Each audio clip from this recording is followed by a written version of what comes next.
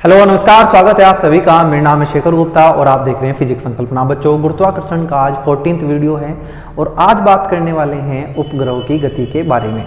देखेंगे कि उपग्रह क्या है, कैसे ये ग्रह के चारों ओर घूमते रहते हैं, घूमते समय जो उनका रास्ता होता है उनको हम कक्षा बोलते हैं। हम देखेंगे इन कक्षाओं में इन उपग्रहों का वेग कितना होता है, इसको हम कक्षीय वेग बोलेंगे, और इनका परिक्रमण काल कितना होता है।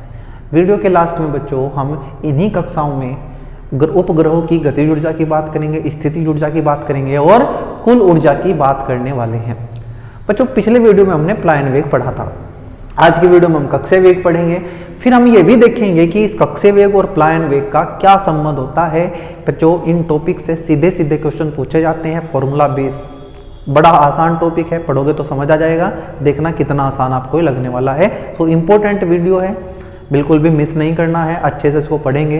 तो शुरू कर रहे हैं आज का वीडियो। हेडिंग लगाइए बच्चों सब, उपग्रहों की गति। उपग्रहों की गति इंग्लिश में बोलते हैं बच्चों motion of satellites. Motion of satellites.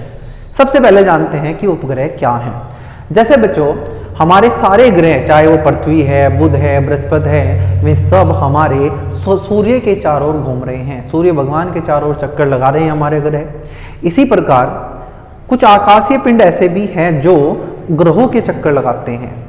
इन्हीं आकाशीय पिंडों को बच्चों हम उपग्रह बोलते हैं। मतलब ग्रह सूर्य के चारों ओर चक्कर लगाते हैं, उपग्रह ग्रह के चारों ओर चक्कर लगाते हैं। उपग्रहों को उपग्रह कहते क्यों हैं? क्योंकि ये ग्रहों के चारों ओर घूम रहे हैं, इसलिए इनको उपग्रह बोलते हैं। ये दो प्रकार के हो सकते हैं बच्चों, प्राकृतिक और कृत्रिम। प्रकृति ने जो खुद हमें दिए हैं, जैसे चंद्रमा पृथ्वी के चारों खुद से चक्कर लगा रहा है, मानव ने नहीं बनाया। हमने बनाया क्या चंद्रमा? नहीं। मानव ने जो बनाया है, वैज्ञानिकों ने जो बनाया है, ऐसे उपग्रहों को बच्चों हम कृत्रिम उपग्रह या आर्टिफिशियल सैटेलाइट कहते हैं। जो प्रकृति ने हमें खुद दिए हैं उनको हम प्राकृतिक उपग्रह या नेचुरल सैटेलाइट्स बोलते हैं। लेकिन आज की कहानी ये नहीं है कि हम दोनों को देखें अलग अलग। आज हमें देखना है कि उपग्रह कैसे गति करते हैं, उनका वेग कितना होता है, परिक्रमण काल कितना है, गतिज ऊर्जा कितनी है, चाहे वो कृत्रिम उपग्रह है चाहे वो प्राकृतिक उपग्रह है। ठीक है, तो बच्चों समझना शुरू करते हैं। हम पृथ्वी से सारी बात करेंगे क्योंकि पृथ्वी एक ग्रह है। लेकिन ऐसा मत मान लेना कि जो मैं बता रहा हूं वो पृथ्वी के लिए ही सच है, बाकी ग्रह के लिए नहीं चलेगा।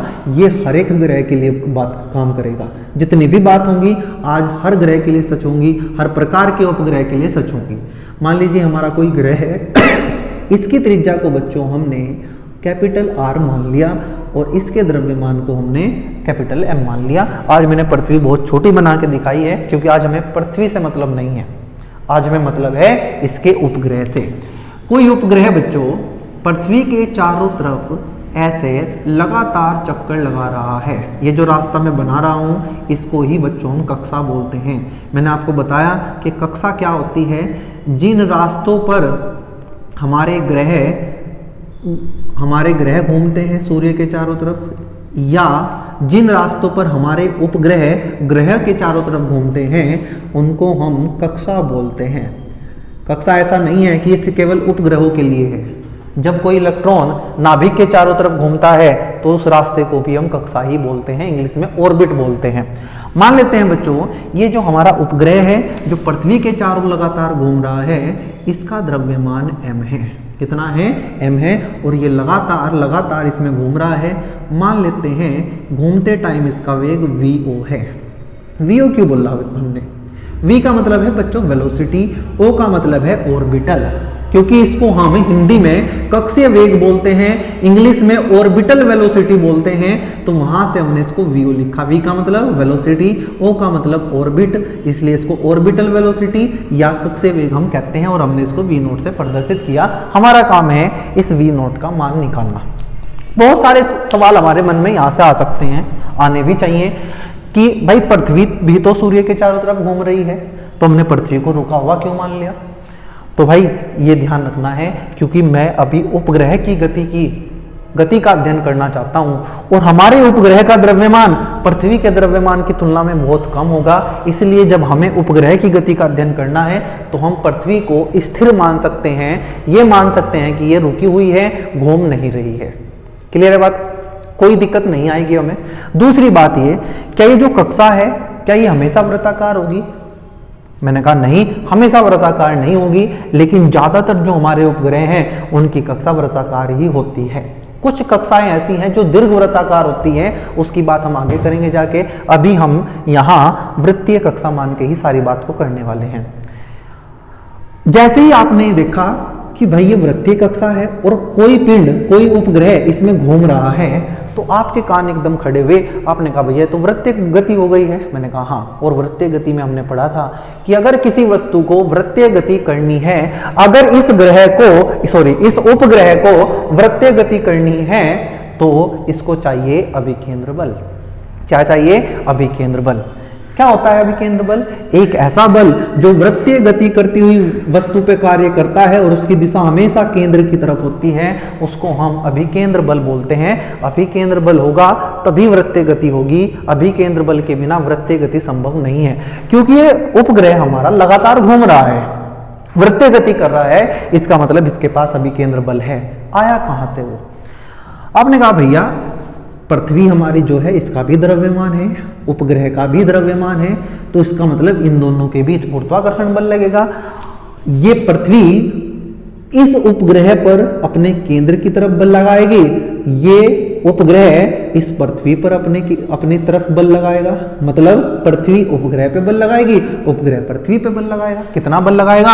आप कहोगे भैया F बराबर G(m)m/r²। कहाँ पढ़ा था हमने ये इस चैप्टर के पहले ही वीडियो में पढ़ा था, न्यूटन का गुरुत्वाकर्षण नियम, कि अगर एक द्रव्यमान m1 है, एक द्रव्यमान m2 है, तो दोनों के बीच जो बल लगता है वो होता है G(m1m2/r²। यहाँ पहला द्रव्यमान हमारा m है, दूसरा द्रव्यमान हमारा स्मॉल m है, और इन दोनों के बीच की दूरी ये, इसको मैं मान लेता हूँ r। तो यहाँ हमने r² लिख दिया। क्या है ये r? ये इस कक्षा की त्रिज्या है, इसलिए इसको कई बार कक्षीय त्रिज्या या कक्षा की त्रिज्या भी हम बोलते हैं। ये r इन दोनों के बीच की दूरी ली जाएगी, तो हम कहेंगे कि पृथ्वी ने उपग्रह पर और उपग्रह ने पृथ्वी पर इतना बल लगाया है। फिर बच्चों ये भी दिमाग में आता है कि ये बल क्या काम करेगा। चलो ये तो मुझे पता चल गया कि उपग्रह पर जो ये बल लगेगा, ये इस उपग्रह को अभिकेंद्र बल प्रदान करेगा। इसी बल के कारण ये उपग्रह पृथ्वी के चारों तरफ घूम पाएगा। जब मैं किसी से पूछता हूं अच्छा तो बताओ कि उपग्रह ने जो पृथ्वी पर इतना ही बल लगाया, ये क्या करेगा, तो बच्चे सोचते हैं कि जैसे उपग्रह पर लगने वाला बल इसको वृत्तीय गति करा रहा है, इसी प्रकार इस उपग्रह के कारण पृथ्वी पर लगने वाला बल इस पृथ्वी को भी वृत्तीय गति करा रहा है। किसके चारों तरफ? सूर्य के चारों तरफ। लेकिन बच्चों ये बात सच नहीं है, ऐसा डाउट अपने मन में नहीं रखना। सूर्य के चारों तरफ हमारी जो पृथ्वी घूम रही है, मैंने सूर्य भगवान बना दिए, तो पृथ्वी पर भी सूर्य भगवान के कारण गुरुत्वाकर्षण का बल लगेगा। पृथ्वी पर जो गुरुत्वाकर्षण बल लगा है सूर्य के कारण, पृथ्वी उसी बल के कारण वृत्तीय गति कर रही है सूर्य के चारों तरफ। तो पृथ्वी के कारण उपग्रह पर लगने वाला जो बल है उसके कारण उपग्रह गति करेगा। तो क्या इस उपग्रह के कारण जो पृथ्वी पे बल लगा है वो पृथ्वी को सूर्य के चारों तरफ घुमाएगा? आप कहोगे ऐसा बिल्कुल नहीं है। तो इस बल का काम क्या है? बच्चों आपने कभी ना कभी सुना होगा ज्वार भाटा। इस चंद्रमा की गति के कारण ही पृथ्वी पर ज्वार भाटा उत्पन्न होते हैं, लेकिन क्योंकि हमारा फोकस आज पृथ्वी पर ना होके उपग्रह पर है, तो हम इस बल की बात करेंगे ही नहीं। तो ये सारे उन सवालों के जवाब हैं जो इसको पढ़ते हुए आपके दिमाग में आ सकते हैं या आने चाहिए कि भाई क्या कक्षा हमेशा वृत्तीय होगी? नहीं, लेकिन ज्यादातर केस में वृत्तीय होगी। दीर्घवृत्ताकार कक्षा भी हो सकती है, पहला सवाल। दूसरा, क्या पृथ्वी ने उपग्रह पे बल लगाया या ग्रह ने उपग्रह पे बल लगाया? हाँ। क्या उपग्रह भी ग्रह पे बल लगाएगा? हाँ। उपग्रह पे जो बल लग रहा है वो उस उपग्रह को वृत्तीय कक्षा में घूमने के लिए अभिकेंद्र बल प्रदान करेगा। तो इस बल का क्या होगा? इस बल को दिमाग में ये मत बिठाना कि इस बल की वजह से ये ग्रह सूर्य के चारों तरफ घूमेगा। हम इस बल के कारण अभी देख चुके हैं कि क्या प्रभाव होने वाला है, जैसे पृथ्वी पे ज्वार भाटा आता है, लेकिन हम इस पे लगने वाले बल की बात नहीं करेंगे। हम अपना सारा फोकस अपने उपग्रह पे डालेंगे। तो हमने कहा बच्चों कि ये जो F है, ये बल G(m)m/r², ये ही हमारा अभिकेंद्र बल बनने वाला है। क्या बनने वाला है? अभिकेंद्र बल। मैंने पूछा आपसे ये क्या है, आप कहोगे भैया ये जो बल ग्रह ने उपग्रह पे लगाया गुरुत्वाकर्षण के कारण वो है Gmm/r²। m क्या है? ग्रह का द्रव्यमान। स्मॉल m क्या है? उपग्रह का द्रव्यमान। r क्या है? उन दोनों के बीच की दूरी। मैंने कहा ये m क्या है, मुझे पहले बताओ ये पूरा क्या है। आप कहोगे ये अभिकेंद्र बल है। ये m उस वस्तु का द्रव्यमान है जो वृत्तीय गति करेगी। तो वृत्तीय गति तो कौन कर रही है? ये उपग्रह कर रहा है, इसलिए मैंने यहाँ उपग्रह का द्रव्यमान लिया। आप कहोगे भैया ये पृथ्वी पे तो वृत्तीय गति कर रही है। मैं कह रहा हूँ भाई उसको छोड़ दो, हमने अभी पृथ्वी को रुका हुआ मान लिया, हम यहाँ पृथ्वी की गति की कोई बात नहीं कर रहे हैं। तो कभी आप ये सोचो कि ये पृथ्वी का द्रव्यमान है ना। v क्या है? ये उपग्रह की कक्षीय चाल है जिसको हमने v0 बोला। r क्या है? ये त्रिज्या है, कक्षा की त्रिज्या, उस वृत्त की त्रिज्या जिसके ऊपर वो घूम रहा है। तो बच्चों यहाँ r से r जाएगा, m से m जाएगा, तो यहाँ से जो v0 का स्क्वायर आएगा वो आएगा Gm/r। क्या आएगा? Gm/r। और यहाँ से v0 निकल के आ जाएगा बच्चों √Gm/r। ध्यान से इसको देखो, ये हमारे उपग्रह की कक्षीय चाल है। उपग्रह की क्या है? कक्षीय चाल। इंग्लिश में बोलते हैं बच्चों इसको ऑर्बिटल वेलोसिटी। उपग्रह की कक्षीय चाल या कक्षीय वेग भी इसको बोलते हैं, उपग्रह की कक्षीय चाल। आपको एक बात ध्यान से देखने पे दिख रहा होगा कि यहाँ उपग्रह का द्रव्यमान आया ही नहीं है। मतलब किसी भी उपग्रह की कक्षीय चाल उसके द्रव्यमान पर निर्भर ही नहीं करती। मतलब आप एक बड़ा सा उपग्रह लो, आप एक छोटा सा उपग्रह लो, दोनों की चाल बराबर होगी अगर मैं एक ही कक्षा में घूम रहे हैं। मतलब यहाँ मैं एक छोटे से पत्थर को घुमाऊं और मैं यहाँ एक बहुत बड़े पत्थर को घुमाऊं, दोनों की चाल बराबर रहने वाली है, क्योंकि कक्षीय चाल ग्रह के द्रव्यमान व कक्षा की त्रिज्या पर निर्भर करती है। कक्षा की त्रिज्या पर निर्भर करती है। ये बड़ी इंपॉर्टेंट बात है। सीधे सीधे क्वेश्चन पूछ लेता बच्चों यहां से। अगर आप ग्रह बदल दो तो ग्रह का द्रव्यमान भी बदल जाएगा, तो कक्षीय चाल भी बदल जाएगी। लेकिन अगर ग्रह वही है और आपने एक कक्षा ये ली, एक कक्षा ये ली, दो अलग अलग कक्षाएं ले ली जिनकी त्रिज्या अलग अलग है, तो वहां भी कक्षीय चाल अलग होगी। आप देख रहे हो जैसे जैसे r बढ़ेगा v घटेगा।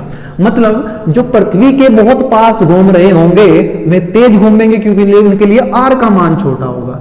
जैसे जैसे हम दूर जाते जाएंगे पृथ्वी से, त्रिज्या बढ़ती जाएगी तो वेग घटता जाएगा। मतलब हमारा जो उपग्रह है वो धीरे धीरे घूमेगा। ये है दूसरी बात इंपॉर्टेंट कि जो उपग्रह की कक्षीय चाल है वो उपग्रह के द्रव्यमान पर निर्भर नहीं करती। द्रव्यमान पर निर्भर नहीं करती, निर्भर नहीं करती है। बड़ी इंपॉर्टेंट, सीधे सीधे क्वेश्चन पूछे बच्चों यहां से, नहीं करती है। तो पहली बात आप ध्यान रखेंगे कि कक्षीय चाल का फॉर्मूला होता है √Gm/r, जहां m उस ग्रह का द्रव्यमान है जिसके उपग्रह की बात हम कर रहे हैं, r उस कक्षा की त्रिज्या है जिसमें हमारा उपग्रह घूम रहा है, v0 हमारे उपग्रह की चाल है जिसको हम कक्षीय चाल कहते हैं। अब बच्चों होता क्या है, होता यह है कि यहां से हम इस फॉर्मूला को लिख सकते हैं √Gm। ये r क्या है? आप कहोगे भैया ये r इस उपग्रह की पृथ्वी के केंद्र से दूरी है। हमने कहा ठीक है। मान लो कि ये जो ऊंचाई है, ये ऊंचाई, ये उपग्रह पृथ्वी के तल से h ऊंचाई पर है, तो क्या मैं इस r को लिख सकता हूं r + h? ये पृथ्वी की त्रिज्या, ये ऊंचाई, तो हमारा ये वाला r बनेगा कैपिटल R + h। तो कई बार ये फॉर्मूला लिखा मिलता हमें √Gm/r + h। ये भी किसका सूत्र है? ये भी कक्षीय चाल का सूत्र है। ये और ये अलग नहीं है, बस यहां r को उठा के मैंने r + h कर दिया, जहां r ग्रह की त्रिज्या है या पृथ्वी की त्रिज्या कह लो क्योंकि पृथ्वी से समझ रहे हैं, h क्या है? पृथ्वी के तल से ऊंचाई। यहीं से बच्चों एक बहुत इंपॉर्टेंट बात पूछ ली जाती है, यदि उपग्रह पृथ्वी तल के बहुत नजदीक हो, बहुत नजदीक घूम रहा हो, या सीधा लिख देता हूं बहुत नजदीक हो। बहुत नजदीक का मतलब यहाँ से 100 किलोमीटर, 100 किलोमीटर नजदीक है यहाँ से। मैंने कहा हाँ 100 किलोमीटर होता तो बहुत है, लेकिन पृथ्वी की त्रिज्या के सामने, पृथ्वी की त्रिज्या 6400 किलोमीटर, ये त्रिज्या 6400 किलोमीटर है। तो अगर मैं 100 किलोमीटर की बात करूंगा तो ये तो कहीं आसपास यहाँ होगा, तो हम कहेंगे कि ये उपग्रह पृथ्वी तल के बहुत नजदीक हो तो जो हमारा h होगा ये बहुत छोटा होगा बच्चों त्रिज्या के तुलना में, r की तुलना में। तो जब ये बहुत छोटा होगा तो हम इसको नेग्लेक्ट कर देते हैं, तो हम कहते हैं कि यदि उपग्रह पृथ्वी तल के बहुत नजदीक घूम रहा है तो कक्षीय चाल का सूत्र बनता है हमारा √gm/r। ये क्या है जी? कक्षीय चाल। ये भी क्या है? कक्षीय चाल। ये क्या है? कक्षीय चाल। ये कब है? जब हमारा उपग्रह ऊंचाई पे घूम रहा हो। कितनी ऊंचाई पे पता नहीं है, बस हमें पता है कि दूरी इतनी है। ये और ये सेम है, लेकिन ये और ये सेम नहीं है। ये बच्चों हम तभी लग पाएगा जब उपग्रह पृथ्वी तल के बहुत नजदीक हो, बहुत ज्यादा दूर ना हो, तभी हम ये फॉर्मूला लगा पाएंगे। या ये कह लो कि मैं ये मान के चल रहा हूं कि ये लगभग पृथ्वी तल के पास ही घूम रहा है। और अगर ये पृथ्वी तल के पास घूम रहा है तो मैं ये मान सकता हूं कि gm को हम लिख सकते हैं gr²। क्या लिख सकते हैं? gr²। बहुत बार पढ़ा बच्चों, बहुत बार, कि gm का मान gr² होता है, g का मान होता है gm/r²। लेकिन ये तभी लगता है जब हम पृथ्वी तल की बात कर रहे हैं। और यहाँ मैं यही मान रहा हूँ पृथ्वी तल के बहुत नजदीक है। कभी आप इस चीज को उठा के यहाँ डाल दो, यहाँ नहीं चलेगा, ये केवल पृथ्वी तल के लिए चलेगा। तो यहाँ का फॉर्मूला आ जाएगा बच्चों v0 बराबर √gm की जगह रखेंगे gr² और भाग करेंगे बच्चों इसको हम इस r से बटे r से जाएगा r, तो v0 आ गया √gr। देखो कितना बढ़िया फॉर्मूला बना, और ये बहुत फेमस है बच्चों। जब भी आपसे पूछा जाए कि कोई ग्रह है पृथ्वी तल के बहुत पास घूम रहा है तो बताओ उसकी कक्षीय चाल कितनी होगी, कह देना √gr। या पृथ्वी में ना बोले कोई और ग्रह बोल दें तो √gr ही चलेगा। g क्या होगा? उस तल पर, उस ग्रह के तल पर गुरुत्वीय त्वरण का मान, r उस ग्रह की त्रिज्या। और बच्चों जब मैं इस v0 के लिए, पृथ्वी तल के लिए इस g की वैल्यू डालता हूं, r की वैल्यू डालता हूं, तो g का मान हम रखते हैं 9.8 मीटर/सेकंड²।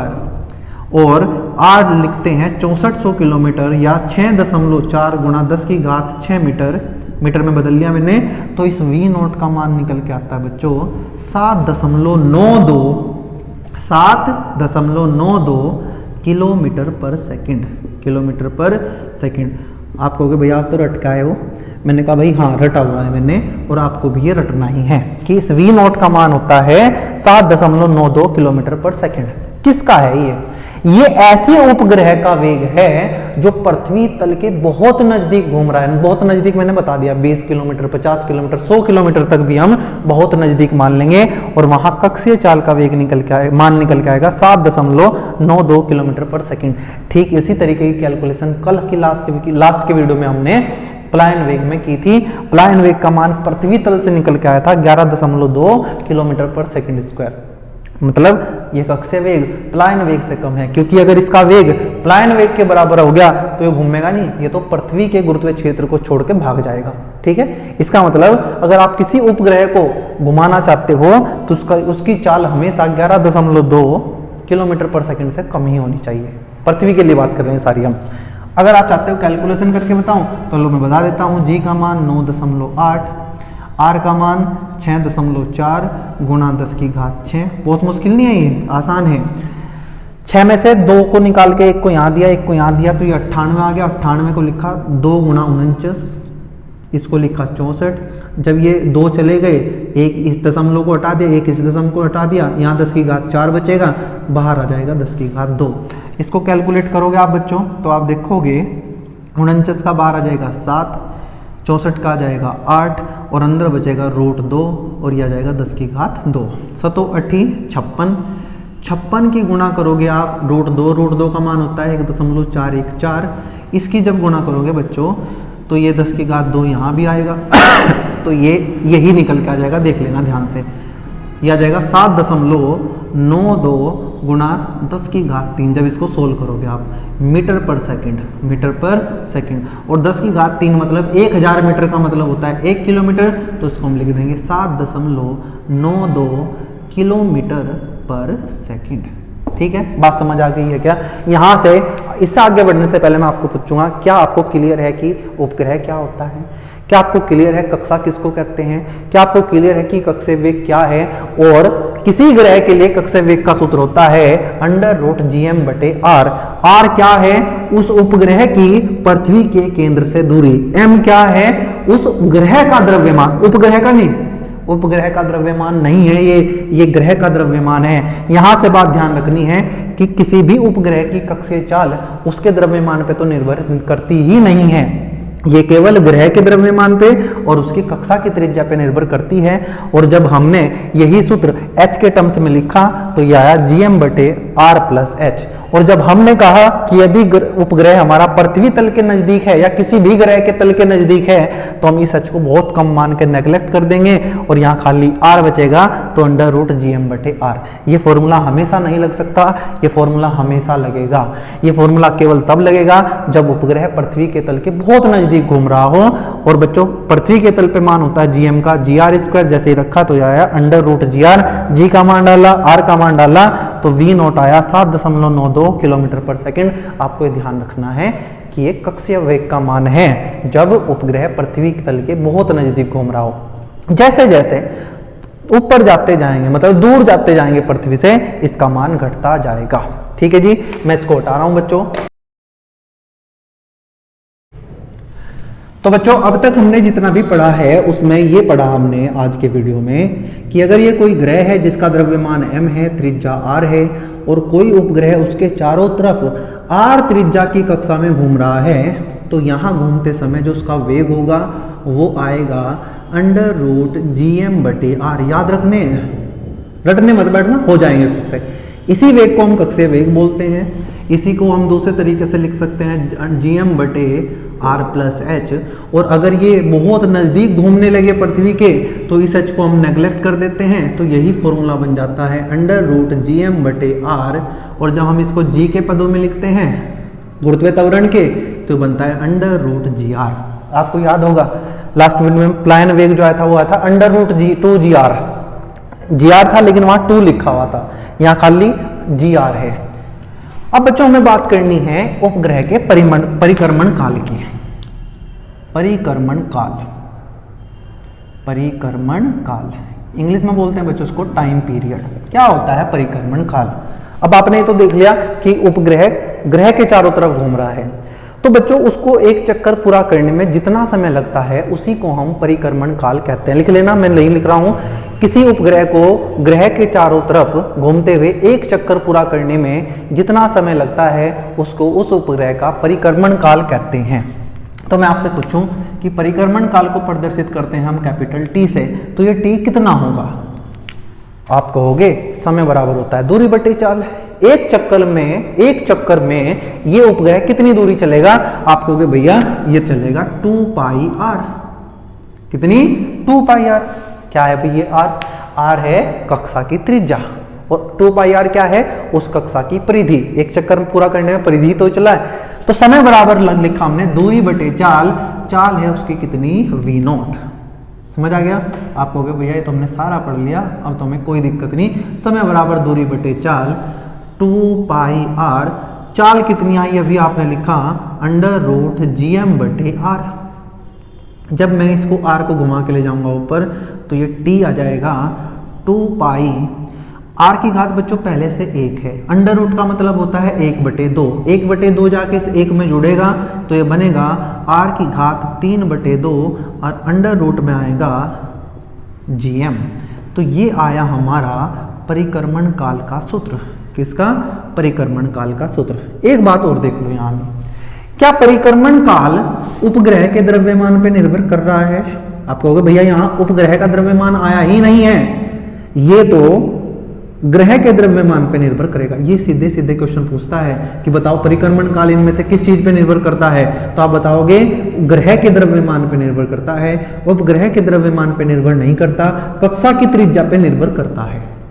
अगर बच्चों में यहां से ये कह दूं कि हमने ग्रह फिक्स कर दिया, मतलब पृथ्वी फिक्स कर दी, क्या पृथ्वी का द्रव्यमान बदलेगा? आप कहोगे नहीं। जी का मान बदलेगा? आप कहोगे नहीं। पाई 2π ये सब कांस्टेंट है। तो मैं यहां से लिख सकता हूं कि किसी भी ग्रह का परिक्रमण काल अनुक्रमानुपाती होता है उसकी त्रिज्या की घात 3/2 के, या मैं दोनों तरफ का स्क्वायर कर दूं तो ये जाएगा t की घात 2, इधर बचेगा r की घात 3। तो मतलब बड़ा ही इंपॉर्टेंट है ये कि किसी भी उपग्रह के परिक्रमण काल का वर्ग उसकी कक्षा की त्रिज्या की घन के अनुक्रमानुपाती होता है। लिख लेना यहां, अतः किसी भी ग्रह के परिक्रमण काल का वर्ग उसकी कक्षीय त्रिज्या के घन के अनुक्रमानुपाती होता है। मैं लिखूंगा नहीं, टाइम वेस्ट होता है, एक बार फिर से बोल रहा हूं, किसी भी उपग्रह के परिक्रमण काल का वर्ग उसकी कक्षा की त्रिज्या के घन के अनुक्रमानुपाती होता है। लिख लोगे आप? आपने कहा ठीक है भैया, क्या यहाँ से क्वेश्चन बन जाते हैं? मैंने कहा बहुत सारे क्वेश्चन बनते हैं। कैसे? कह देगा कि दो कक्षा हैं, एक की त्रिज्या इतनी है, दूसरे की त्रिज्या इतनी है। अगर पहली कक्षा में परिक्रमण काल इतना है तो दूसरी कक्षा में परिक्रमण काल कितना होगा, ऐसे क्वेश्चन मैं आपको कराऊंगा, तो आपको समझ आएगा कि कैसे। तो आपने कहा भाई हमें ये समझ आ गया, परिक्रमण काल भी हमें समझ आ गया कि समय बराबर होता है दूरी बटे चाल। एक चक्कर में दूरी चल रहा है 2πr, चाल उसकी v0 है, v0 का मान रखा, तो ये हमें देखने को मिला। बच्चों यहीं से हम बात करेंगे पृथ्वी तल के नजदीक। पृथ्वी तल के नजदीक जब कोई उपग्रह पृथ्वी तल के नजदीक घूमेगा तब क्या होगा? आप कहोगे तब हम लिखेंगे समय बराबर दूरी। अब आप कहोगे दूरी कितनी घूमेगा? अरे भाई जब वो पृथ्वी के तल के पास ही आ जाएगा तो ये r का मान तो त्रिज्या के बराबर ही हो जाएगा लगभग, तो इस r की जगह हम पृथ्वी की त्रिज्या रखेंगे।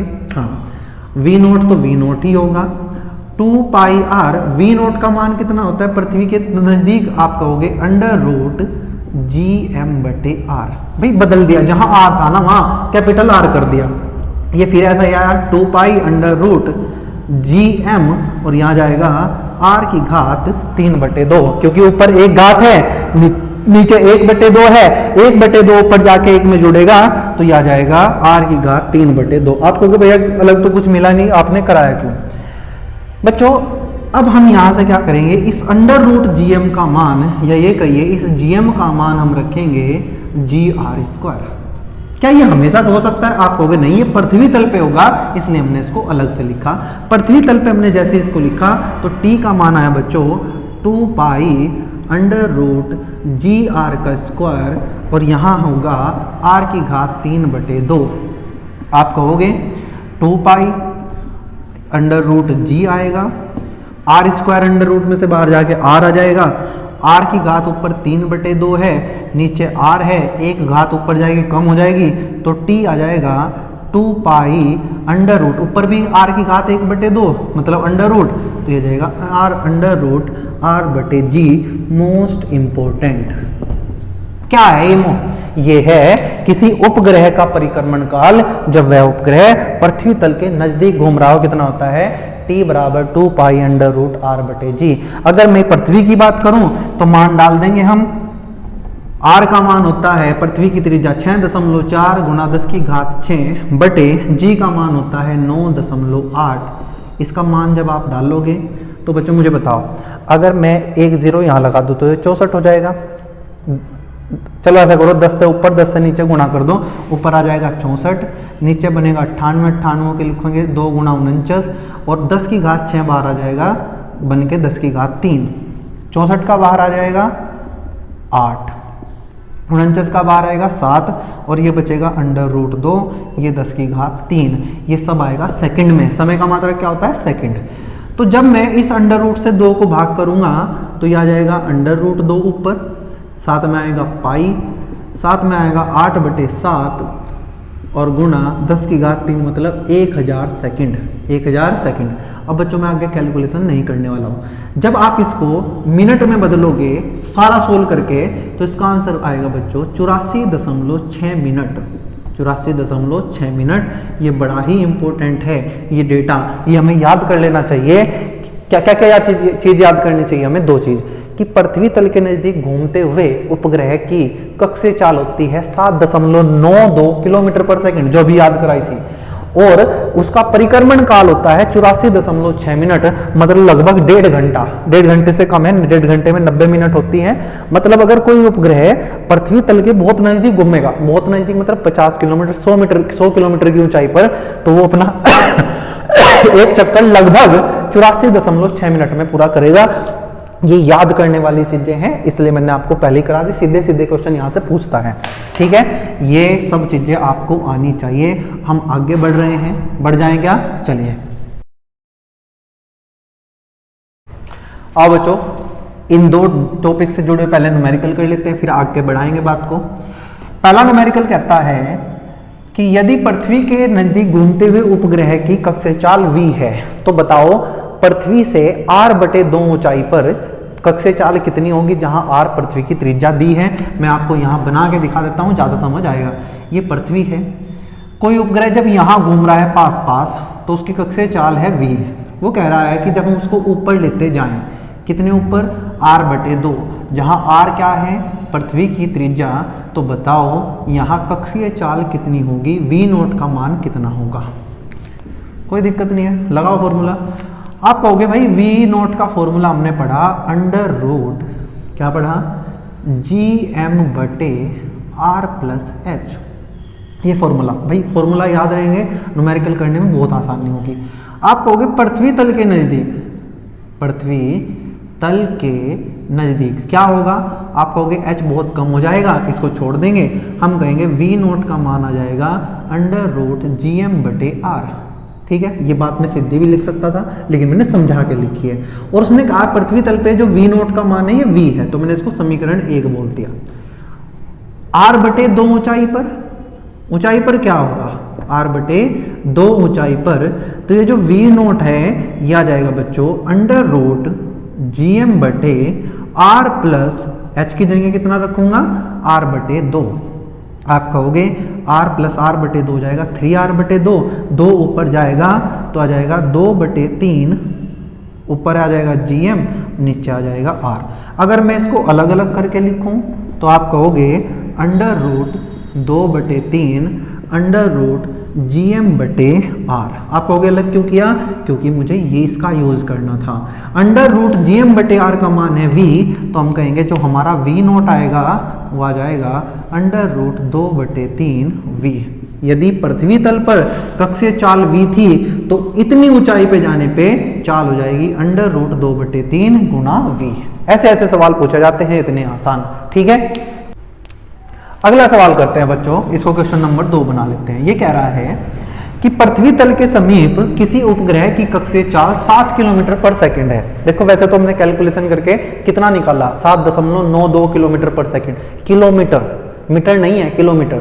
लेकिन क्वेश्चन में कभी कभार अपने आप देता है तो हमें वही मानना पड़ेगा। हम अपनी तरफ से कुछ नहीं कहेंगे कि नहीं हमने तो 7.92 याद किया, वही रखेंगे हमेशा। सवाल में कह रहा है कि पृथ्वी तल के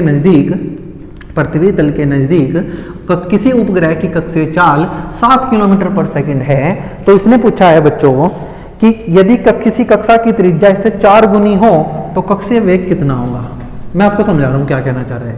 मान लो पृथ्वी की त्रिज्या ये r है, तो कोई उपग्रह यहीं घूम रहा है।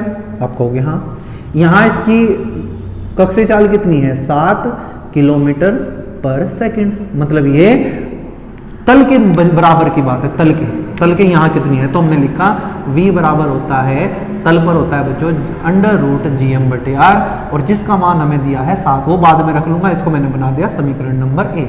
ये कह रहा है कि अगर ये ऐसी जगह घूमे जिस कक्षा की त्रिज्या से 4 गुना हो, मतलब 4r पर, यहाँ इसकी कक्षीय चाल कितनी होगी? हमने इसको v' मान लिया और फॉर्मूला लगा दिया √gm/r।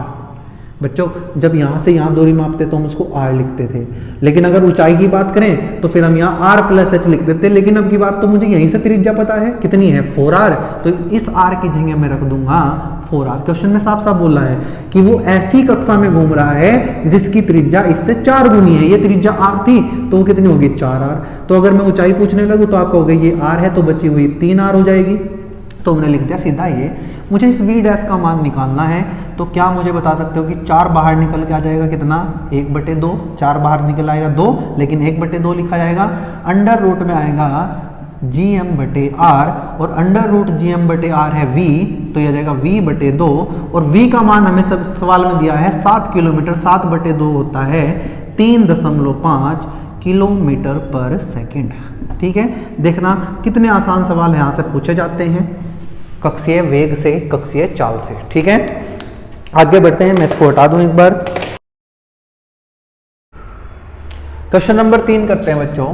क्वेश्चन नंबर 3 कह रहा है कि भाई दो कक्षाएं हैं, मान लो ये कोई उपग्रह है, सॉरी कोई ग्रह है और इसके चारों तरफ दो कक्षाएं हैं, एक ये एक ये कह रहा है कि इस पहले वाले की त्रिज्या r है और इसकी त्रिज्या 4r है।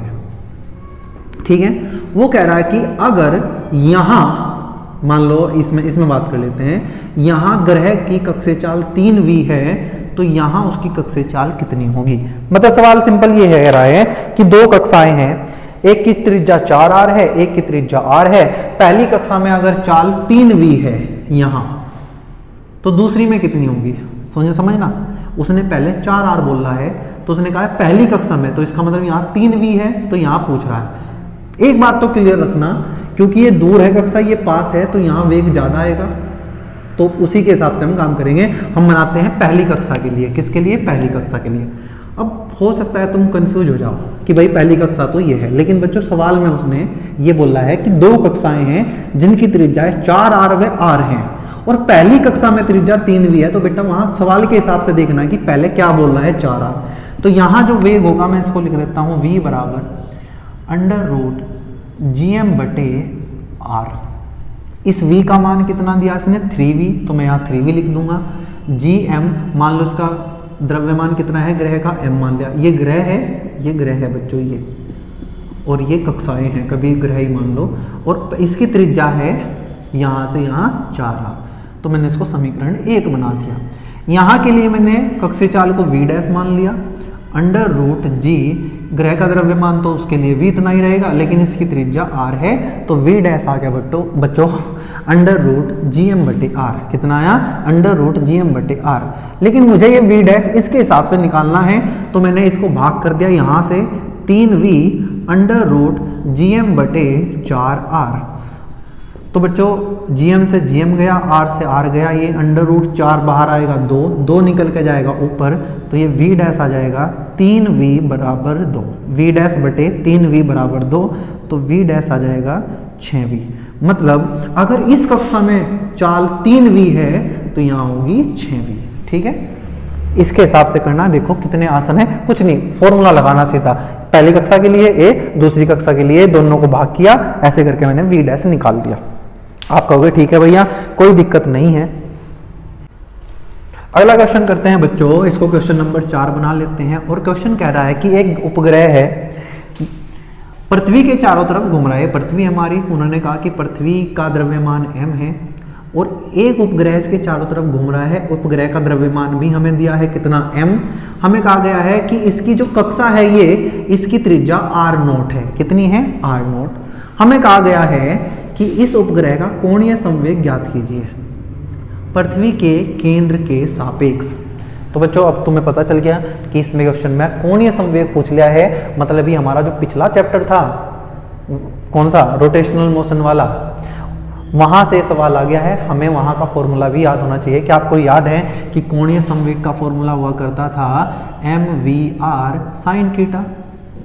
कोई कण, हमने दो तरीके से कोणीय संवेग पढ़ा था, कण का और किसी वस्तु का जो गोल गोल घूम रही है उसका, जैसे ठोस गोला हुआ था उसका तो होता था आई ओमेगा, लेकिन यहाँ कोई कण है जो चल रहा है या घूम रहा है, उसका कोणीय संवेग क्या हुआ करता था, mvr sin थीटा। m उसका द्रव्यमान हुआ करता था, v उसकी चाल होती थी, r वहां से दूरी जिसके सापेक्ष हम कोणीय संवेग निकाल रहे हैं, थीटा v और r के बीच का कोण हुआ करता था। हमें ये कोणीय संवेग बताना है बच्चों, तो कैसे करें, m क्या है जिसका कोणीय संवेग बताना, किसका, उपग्रह का, तो ये m आएगा।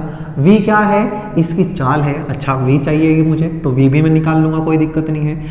r क्या है, यहां से दूरी कितनी है, r0। थीटा कितना, आप कहोगे भैया v और r के बीच का कोण, v ऐसे है, ये r ऐसे है, तो ये त्रिज्या हुई, ये स्पर्श रेखा, स्पर्श रेखा और त्रिज्या के बीच का कोण 90 होता है, साइन 90 का मान हो गया 1। तो ये तो सिंपल आज क्वेश्चन बन गया। m v कितना होता है, आप कहोगे √gm/r0। m ग्रह का द्रव्यमान, r0 त्रिज्या, कक्षा की त्रिज्या कितनी है, r0, और r क्या है, r भी कितना है, r0 है। भाई r क्या होता है, ये यहाँ से दूरी किसकी, उस द्रव्यमान की जो गति कर रहा है, m गति कर रहा है, यहाँ इसके सापेक्ष हमें कोणीय संवेग निकालना था, तो ये दूरी r0 होगी। आप कहोगे अंडर रूट r0 से r0 जाएगा, तो अंडर रूट में r0 बचेगा, तो आ जाएगा under root gm, under root में आ जाएगा r0, खत्म। लो ये आ गया कोणीय संवेग। ऐसे क्वेश्चन करने के लिए आपको हर चैप्टर की याद रखना पड़ेगा। देखो जेईई मेंस एडवांस में क्या होता है, चीजें मिक्स करके दी जाती है, एक चैप्टर का कॉन्सेप्ट दूसरे में मिक्स कर दिया, तो आपको अगर फॉर्मूला याद नहीं रहेंगे तो करोगे कैसे फिर आप नहीं कर लिया कोई दिक्कत नहीं है। L बराबर अंडर रूट m उपग्रह का द्रव्यमान, m पृथ्वी का द्रव्यमान, r0 कक्षा की त्रिज्या, कोई दिक्कत नहीं है। चलिए बच्चों आगे बढ़ते हैं, क्वेश्चन नंबर 5 बनाते हैं बच्चों हमने ना अब तक ये पढ़ा है कि उपग्रह की कक्षीय चाल कितनी होती है और उसका परिक्रमण काल कितना होता है। कई बार ना ये दोनों ही चीजें हमें घनत्व दे के पूछ ली जाती हैं। क्वेश्चन जैसे पूछ लेगा कि यदि किसी ग्रह का घनत्व जैसे पृथ्वी बोल दी रो व त्रिज्या r है, ये पृथ्वी की त्रिज्या दे दी, तब किसी उपग्रह की कक्षीय चाल व परिक्रमण काल कितना होगा। वैसे तो मुझे वहीं करा देना चाहिए था जब टॉपिक पढ़ रहे थे, लेकिन अब सवाल देके मुझे याद आ गया कि ऐसे भी पूछ सकता है, कक्षीय चाल व परिक्रमण काल ज्ञात करो। तो बहुत बड़ा आसान है, कोई दिक्कत नहीं है, हमें पता है भाई कक्षीय चाल का फॉर्मूला होता है v0 बराबर अंडर रूट gm बटे r, ठीक है कोई दिक्कत नहीं, बस मुझे ये m हटाना है, m हटा दो, क्या दिक्कत है। आप कहोगे घनत्व बराबर होता है द्रव्यमान बटे आयतन, तो यहां से द्रव्यमान क्या जाएगा, घनत्व गुणा आयतन, तो सीधा लिख देता हूं m बराबर घनत्व, पृथ्वी का घनत्व होगा 4/3 पाई r की घात 3, तो m यहाँ रखेंगे तो v0 आ जाएगा बच्चों हमारा अंडर रूट g, m का मान रो 4/3 पाई r की घात 3 बटे ये वाला r। लेकिन अगर ज्यादातर यहाँ से पूछते हैं पृथ्वी तल के नजदीक ही हो जाएगा हमारा त्रिज्या के बराबर ही, यहाँ r आ जाएगा, r से r जाएगा, तो कक्षीय चाल हमारी आ जाएगी r² यहाँ से बाहर, 4 भी बाहर, तो आ जाएगा 2r अंडर रूट g रो पाई बटे 3, ये भूलना नहीं है, ठीक है, g रो पाई, 4 बाहर गया, r बाहर जो है ये आ गया कक्षीय चाल। ऐसे ही परिक्रमण काल पूछ लेते हैं। परिक्रमण काल t बराबर क्या होता है, आप कहोगे 2 पाई r बटे v0, तो 2 पाई हमने अभी सोल्व किया था, तो आपको पता है ये r बटे 3 आएगा, ये आएगा अंडर रूट gm, 2 पाई r की घात 3 बटे 2, तो जब मैं अंडर रूट में m की जगह क्या रखूंगा बच्चों, m की जगह रखेंगे ये रो गुना 4/3 पाई r की घात 3, तो आपको समझ आएगी एक चीज, ध्यान से देखो अब जा कि ये अंडर रूट r की घात 3 के साथ जाएगा तो r की घात 3/2 बनेगा, ऊपर भी r की घात 3/2 है, नीचे भी r की घात 3/2 बनेगा, कट जाएगा, ऊपर बनेगा 2 पाई, अंडर रूट में से 4 बाहर जाएगा तो 2 आ जाएगा, समझ रहे हो आप। हाँ, तो अंडर रूट में नीचे बचेगा g रो पाई बटे 3, तो यहां से जो t आएगा परिक्रमण काल आएगा, 2 से गया 2, नीचे है अंडर रूट पाई, ऊपर है पाई, तो ऊपर बचेगा अंडर रूट पाई। इतनी मैथ्स आपको आती होगी कि अंडर रूट पाई से अगर पाई को काटेंगे तो अंडर रूट पाई बचेगा, ये 3 ऊपर झूम के जाएगा, तो अंडर रूट में आएगा 3 पाई, अंडर रूट में 3, ऊपर बचेगा पाई और नीचे बचेगा रो जी या जीरो।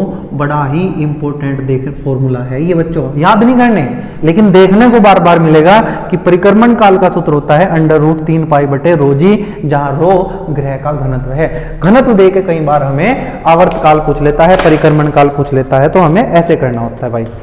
चलिए भाई बच्चों आगे बात बढ़ाते हैं और अब बात करेंगे किसी कक्षा में उपग्रह की गतिज ऊर्जा, स्थितिज ऊर्जा तथा कुल ऊर्जा की। बड़ा ही इंपॉर्टेंट पार्ट है ये भी। हेडिंग लगा लीजिए, उपग्रहों की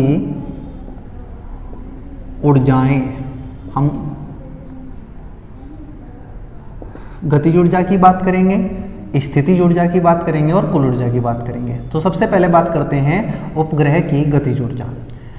अब आपको पता है बच्चों कि किसी भी चीज के पास गतिज ऊर्जा तभी आएगी जब वो गति कर रही होगी, और हमें पता है कि हमारा उपग्रह गति कर रहा है तो इसके पास गतिज ऊर्जा होगी, वो होगी 1/2 mv², जहां m इस उपग्रह का द्रव्यमान है, v इसकी कक्षीय चाल है जिससे से घूम रहा है। तो हमने कहा 1/2 m तो m है, v आया था बच्चों हमारा √gm/r, जहां r क्या था, स्मॉल r, कक्षा की त्रिज्या, और उसका करना है स्क्वायर, स्क्वायर से जाएगा √, तो ये बचेगा 1/2 gmm, बड़ा इंपॉर्टेंट फॉर्मूला gmm। आप कहोगे सारे इंपॉर्टेंट बता रहे हो, मैं कहा हाँ, क्योंकि ये है ही सारा इंपॉर्टेंट बच्चों। तो गतिज ऊर्जा का सूत्र आ गया बच्चों हमारा √gmm/r, 2r क्या है, m ग्रह का द्रव्यमान, m उपग्रह का द्रव्यमान, r कक्षा की त्रिज्या, मतलब गतिज ऊर्जा उपग्रह के द्रव्यमान पर निर्भर करेगी। द्रव्यमान बदलेगा उपग्रह का तो गतिज ऊर्जा भी बदल जाएगी, ठीक है, कोई दिक्कत नहीं है इसमें। यहीं से बात कर लेते हैं बच्चों हम स्थितिज ऊर्जा की। स्थितिज ऊर्जा, मैं ये मान के चल रहा हूं बच्चों कि आप इतना आप समझ रहे होंगे कि ये कोई ग्रह है और ये कोई उपग्रह के चारों तरफ घूम रहा है जिसकी कक्षा की त्रिज्या r है, उपग्रह का द्रव्यमान m है और ग्रह का द्रव्यमान m है। इतनी बात मान के चल रहा हूं, और ये यहाँ v वेग से घूम रहा है या v0 वेग से घूम रहा है, तो गतिज ऊर्जा 1/2 mv0² होगी। v0 का मान हमने रख दिया √gm/r, ये आ गया हमारा। आपने कहा स्थितिज ऊर्जा, हमने 2 वीडियो पहले ही पढ़ा बच्चों कि स्थितिज ऊर्जा होती है 2 द्रव्यमानों की -gm1m2/r, m इसका द्रव्यमान, m उपग्रह का द्रव्यमान, r उनके बीच की दूरी, तो आ जाएगा स्थितिज ऊर्जा। कुछ भी नहीं लिखना था, बस सीधा फॉर्मूला जो हमने पढ़ रखा है वही होता है, तो आ जाएगा u बराबर -gmm/r। u क्या है, स्थितिज ऊर्जा, किसकी, स्थितिज ऊर्जा हमेशा एक निकाय की होती है। निकाय कौन बना रहा है यहाँ, उपग्रह व ग्रह, तो ये ग्रह उपग्रह निकाय की स्थितिज ऊर्जा है जिसका मान आया है -gmm/r, क्योंकि भाई ग्रह बहुत बड़ा है तो हम इसको केवल उपग्रह की स्थितिज ऊर्जा बोल देते हैं कई बार, लेकिन सच आपको पता है। बात करेंगे बच्चों कुल ऊर्जा की। कुल ऊर्जा, अब कुल ऊर्जा मतलब कह लो या इसको यांत्रिक ऊर्जा कह लो, बात एक ही होती है। और आपने पढ़ा है यांत्रिक ऊर्जा होती है गतिज ऊर्जा तथा स्थितिज ऊर्जा का योग। अगर मैं कुल ऊर्जा को बच्चों E लिख दूं, क्या लिख दूं, E, मैं थोड़ा जल्दी करूंगा क्योंकि पता है आपको, गतिज ऊर्जा प्लस स्थितिज ऊर्जा। गतिज ऊर्जा है हमारी gmm/2r, स्थितिज ऊर्जा है हमारी -gmm/r। पहले तो मैं आपसे ये पूछूंगा कि अगर, चलो बाद में ही करते हैं, पहले एक बार फॉर्मूला निकाल देते हैं। यहां से मैं कॉमन ले लूँ gmm/r, तो यहाँ बचेगा 1/2 माइनस यहाँ बचेगा 1, 1/2 में से -1 गया तो बचेगा -1/2 gmm/r। ये आ गई हमारी कुल ऊर्जा। अगर मैं इसको थोड़ा सा अच्छे से करके लिखूं तो आपको ये ऐसा लिखा मिलेगा -gmm/2r। यहां से कुछ चीजें नोट करने की हैं। क्या नोट करने की है कि भैया जितनी गतिज ऊर्जा है उतनी ही कुल ऊर्जा है, gmm/2r, लेकिन गतिज ऊर्जा प्लस है और कुल ऊर्जा माइनस है। गतिज ऊर्जा और यांत्रिक ऊर्जा मतलब कुल ऊर्जा मान में बराबर है अगर मैं प्लस माइनस छोड़ दूं, gmm/2r, gmm/2r, लेकिन साइन अलग अलग है। तो अगर मैं यहां इसको नोट करके लिखूं तो आपको ये लिखना चाहिए कि किसी कक्षा में उपग्रह की कुल ऊर्जा तथा गतिज ऊर्जा बराबर होती है परिमाण में, लेकिन उनका साइन अलग होता है। गतिज ऊर्जा कभी भी नेगेटिव नहीं हो सकती, ½ mv², 1/2 mv², m ऋणात्मक नहीं हो सकता, v का स्क्वायर हो रखा है वो ऋणात्मक नहीं हो सकता। गतिज ऊर्जा हमेशा धनात्मक होती है। तो मैं यहाँ शॉर्ट में लिख रहा हूं कि उपग्रह की गतिज ऊर्जा हमेशा बराबर होगी कुल ऊर्जा की, किसके, कुल ऊर्जा की। लेकिन कुल ऊर्जा कैसी होगी, माइनस, गतिज ऊर्जा होगी प्लस, तो इसलिए यहाँ कई बार आपको मोड़ लगा मिलेगा, मतलब k का मान होगा u के परिमाण के बराबर। यूं नहीं, कुल ऊर्जा को हम किससे लिख रहे हैं, E से। तो बच्चों ये बहुत काम की चीज है, आप याद कर लो कि गतिज ऊर्जा और कुल ऊर्जा बराबर होती है। तो कभी मैं ये कह दूं कि ये कोई कक्षा है और यहाँ ग्रह घूम रहा है, उपग्रह, और इसकी कुल ऊर्जा 100 जूल है। कितनी? 100 जूल कुल ऊर्जा। मान लो -100 जूल, माइनस होती है ना, तो बताओ गतिज ऊर्जा कितनी होगी? आप कहोगे भाई इतनी ही होगी लेकिन प्लस में, तो ये आ जाएगी 100 जूल। 100 जूल क्या है? आप कहोगे गतिज ऊर्जा। -100 जूल क्या है? कुल ऊर्जा। एक और चीज देखो, ये है हमारी स्थितिज ऊर्जा। अगर मैं यहाँ देखो, यहाँ 2 से गुणा कर दूं, यहाँ भी और यहाँ भी, तो ये 2 से 2 कट जाएगा। आप कहोगे हाँ, अगर ये 2 से 2 कट जाएगा तो ये बचेगा -GMM/r। तो -GMM/r क्या है? U मतलब स्थितिज ऊर्जा, और वो किसके बराबर है? 2E के बराबर। मतलब अगर मैं कुल ऊर्जा में 2 से गुणा कर दूं, मैं कुल ऊर्जा में 2 से गुणा कर दूं तो मुझे स्थितिज ऊर्जा मिल जाएगी। क्या मिल जाएगी? स्थितिज ऊर्जा, है ना? बढ़िया बात। स्थितिज ऊर्जा कितनी? U। कुल ऊर्जा कितनी? E। कुल ऊर्जा में किससे गुणा करो? 2 से, तो हमें मिलेगी स्थितिज ऊर्जा। तो मैं तो इसको ऐसे याद रखता हूं कि भाई कि कोई ग्रह है, वो कहीं घूम रहा है, तो उसके पास स्थितिज ऊर्जा भी है, गतिज ऊर्जा भी है, कुल ऊर्जा भी है। तो मैं कहूंगा जो उपग्रह की कुल ऊर्जा है वो माइनस है, लेकिन वो किसके बराबर होती है? गतिज ऊर्जा के। अगर कुल ऊर्जा -1000 है तो गतिज ऊर्जा भी 1000 होगी, लेकिन प्लस की। और अगर मैं इनमें 2 से गुणा कर दूं तो मुझे मिल जाएगी स्थितिज ऊर्जा, जो कि ऋणात्मक ही आएगी। ठीक है, कुल ऊर्जा और स्थिति ऊर्जा ऋणात्मक होती है, गतिज ऊर्जा धनात्मक होती है। ऐसे ध्यान रखें, क्वेश्चन बहुत बार पूछा जाता है, जैसे मैं अभी करके दिखाया आपको। मान लो एक सवाल यही करा देता हूं कि किसी कक्षा में घूमते हुए किसी उपग्रह की कुल ऊर्जा है 500 जूल। ये मान की बात करें, प्लस माइनस छोड़ रहे हैं हम, तो बताओ यहाँ गतिज ऊर्जा कितनी होगी? ये कुल ऊर्जा है, तो आप कहोगे भैया जितनी कुल ऊर्जा उतनी ही गतिज ऊर्जा। लेकिन अगर मैं कुल ऊर्जा में 2 से गुणा कर दूं, मतलब 500 गुणा 2 कर दूं, 1000 जूल, ये है हमारी स्थितिज ऊर्जा, ये हमारी गतिज ऊर्जा, और ये हमारी कुल ऊर्जा। ठीक है, आपने कहा ठीक भैया बहुत आसान, आप इसको याद करेंगे जो मैंने आपको बताया। ठीक है, अब अगर आपने ये याद कर लिया, देखो आप इसको कैसे झट से लिख देंगे। मैंने आपको कि बताओ किसी उपग्रह की स्थिति ऊर्जा, आप कहोगे याद कर रखी हमने GMM/r। अच्छा, ये कब आई होगी? 2 से गुणा करने पे, किसमें? कुल ऊर्जा में। तो कुल ऊर्जा कितनी होगी? आप कहोगे -GMM/2r। या तो ये कहो कि स्थिति ऊर्जा कुल ऊर्जा की 2 गुनी होती है, या ये कहो कि कुल ऊर्जा स्थिति ऊर्जा की आधी होती है। और गतिज ऊर्जा कितनी होती है?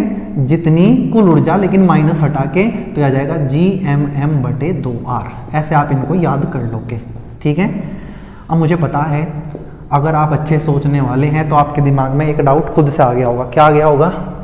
कि यार कुल ऊर्जा स्थिति ऊर्जा की आधी कैसे हो सकती है?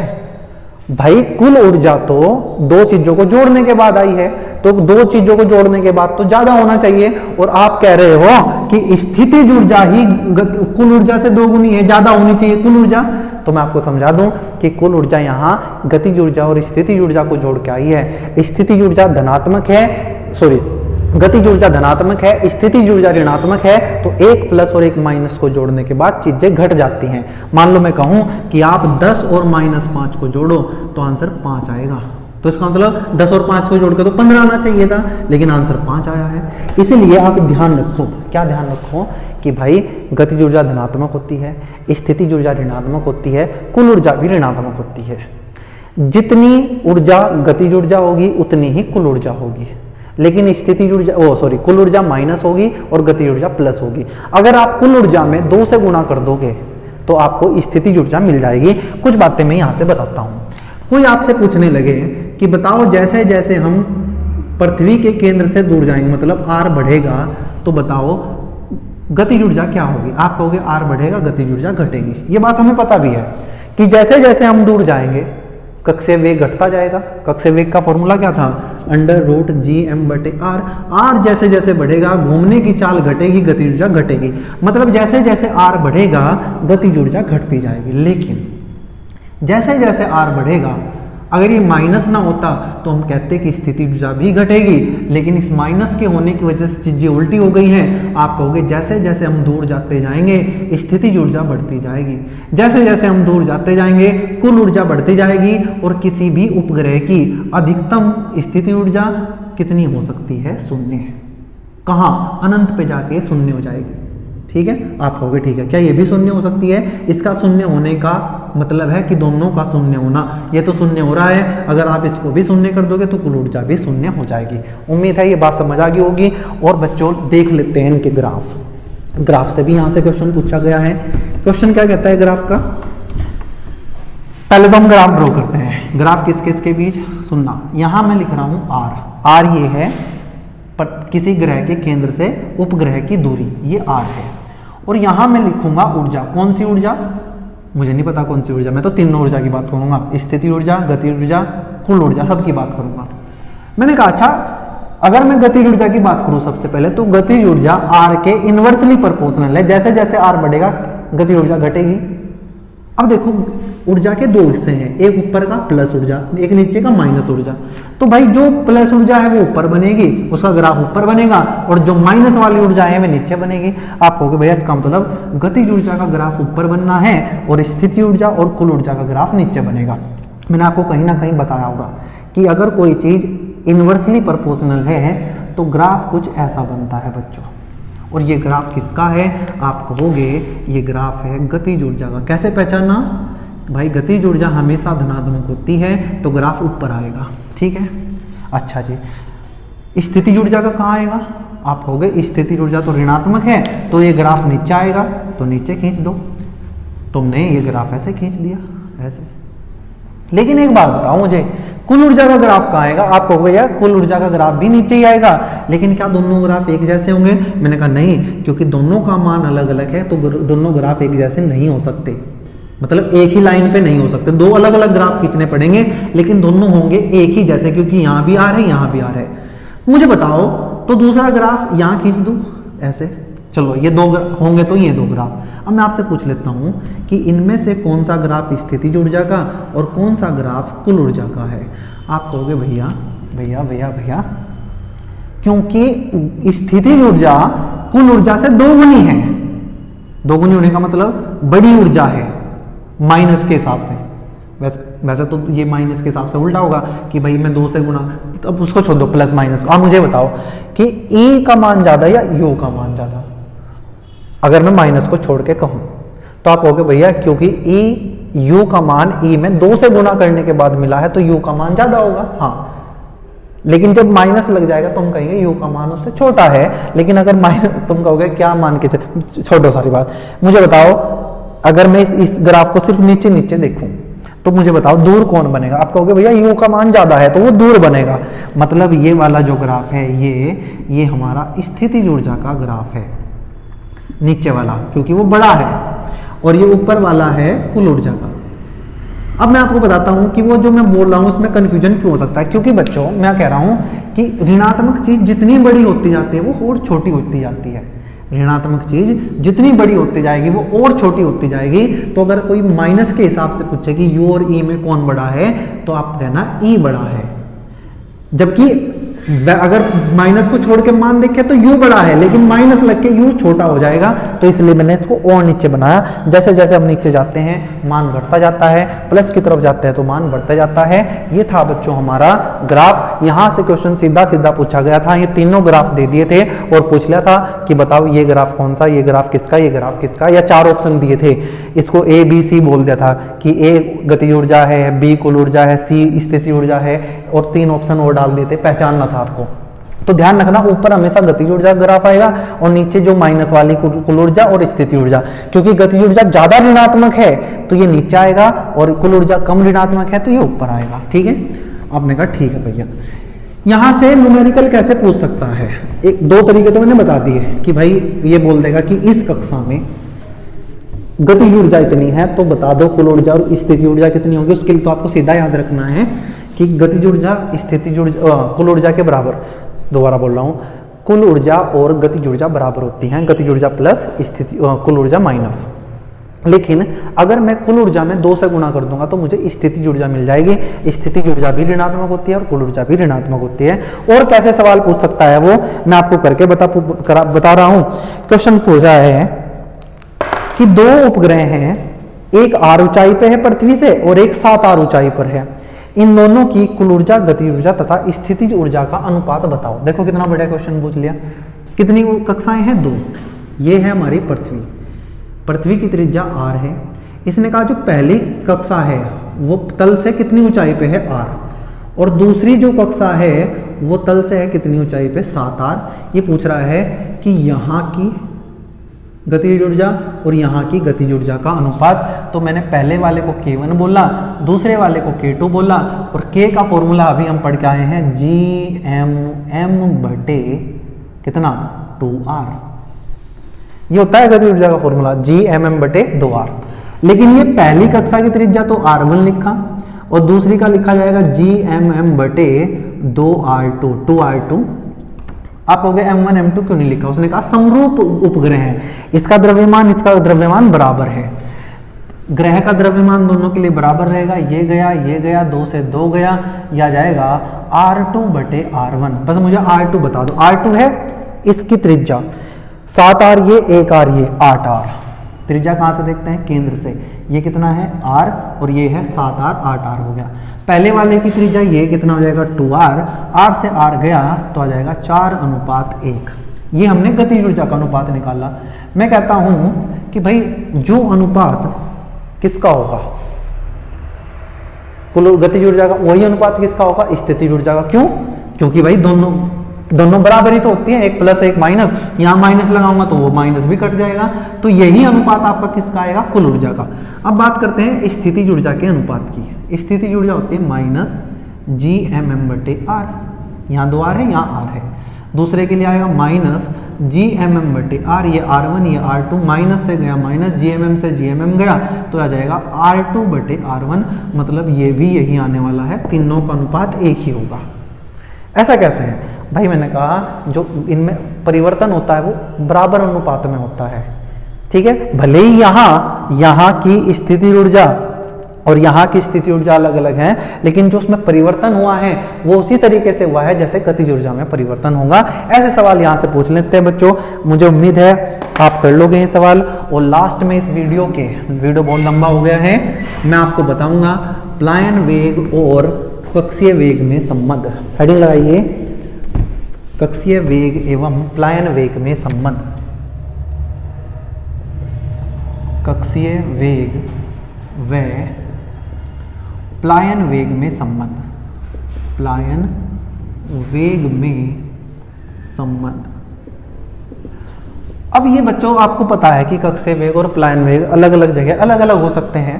तो आप जब भी किसी किताब में देखोगे तो इनका संबंध जो स्थापित किया जाता है वो पृथ्वी तल से किया जाता है।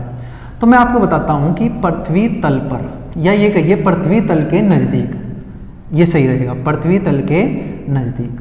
तो मैं अगर आपसे पूछूं कि पृथ्वी तल के नजदीक कक्षीय चाल कितनी है, तो आप कहोगे सिंपल V0 बराबर √GR। ये कहां से आ गया? मैंने कहा ये पढ़ के आए थे, आप एक बार ध्यान से देखोगे तो समझ आ जाएगा कि V0 का मान होता है √GM बटे R। अंडर रूट में लिखते हैं GM, R को लिखा था R प्लस H बहुत छोटा है पृथ्वी तल के नजदीक, इसे हटा दिया था, GM की जगह रखा था GR², R से गया R तो सीधा आ गया था √GR। और बच्चों हमने पृथ्वी तल के नजदीक, ये तो हमारी कक्षीय चाल है या कक्षीय वेग बोल लो, हमने देखा था प्लायन वेग। अगर आपको ध्यान होगा आप मुझे बता दोगे कि पृथ्वी तल से या पृथ्वी तल के नज़दीक से जो हमारा प्लायन वेग होता था जिसको हम VE लिखते थे, उसका मान होता था √2GR। क्या होता था? √2GR। अगर आप इनका संबंध निकालना चाहते हो, इसको समीकरण 1 बना दो, इसको समीकरण 2 बना दो, इनको भाग कर दो, तो आप देखोगे VE बटे VO, ऊपर √2GR, नीचे √GR, √G से √GR गया तो VE बटे VO आया √2R। कुछ होशियार ऐसा करते हैं कि √ से √ काट देते हैं, ऐसा नहीं होता बच्चों, √ बचा रहेगा, वो 2 के साथ रहेगा, तो VE आ जाएगा √2V0। मतलब मैं ये कह सकता हूं कि पृथ्वी तल से जो प्लायन वेग होगा वो कक्षीय वेग से √2 गुना होगा। या किसी भी जगह से बात आप करो, किसी भी जगह से, मतलब किसी ऐसा नहीं है कि आपने कक्षीय वेग तो यहाँ ले लिया पृथ्वी तल से ऊंचाई पे और प्लायन वेग पृथ्वी तल से बात करिए, तब काम नहीं करेगा। दोनों को एक ही जगह से लेना पड़ेगा। तो हम कहेंगे वी बराबर √2 वी नोट। मुझे बताओ वी नोट कितना होता है, √GR। वी कितना होता है, √2GR। कौन ज्यादा है, प्लायन वेग ज्यादा है। किससे ज्यादा है, कक्षीय वेग से। कितना ज्यादा है, √2 गुना। यहां से बच्चों सीधे सीधे क्वेश्चन पूछ लेता है कि मान लो किसी ग्रह पर कक्षीय चाल, किसी ग्रह के पास कक्षीय चाल 8 किलोमीटर पर सेकंड है, तो बताओ वहां प्लायन वेग कितना होगा, √2 से गुना कर देना। कक्षीय चाल में √2 से गुना करोगे तो प्लायन वेग आपको मिल जाएगा। सवाल बहुत सारे बन सकते हैं, वीडियो बहुत लंबा हो चुका है, सवाल कभी ख़त्म नहीं होते, कुछ भी पूछ सकता है आपको। तो बस कॉन्सेप्ट आपको पक्के रखने हैं भाई, अच्छे से मजबूती से पढ़ना है। मिलेंगे नेक्स्ट वीडियो में। अगले वीडियो में बात करेंगे बच्चों उपग्रह के प्रकार की, ये भूस्थिर उपग्रह क्या है, भूतुल्यकाली उपग्रह क्या है, और कल का वीडियो लास्ट होगा हमारा उपग्रह से। फिर हम बात करेंगे केपलर के नियम की। मैं कोशिश करूंगा केपलर के नियम जो तीनों है मैं एक ही वीडियो में खत्म करूं, और वो लास्ट वीडियो का मतलब इस चैप्टर में अभी फिलहाल कम से कम 2 वीडियो जरूर आएंगे, या फिर ज़्यादा से ज़्यादा 3 से ज़्यादा बिल्कुल नहीं होंगे। ठीक है, तो बच्चों नेक्स्ट वीडियो में मिलेंगे, तब तक के लिए पढ़ते रहिए, मेहनत करते रहिए। धन्यवाद।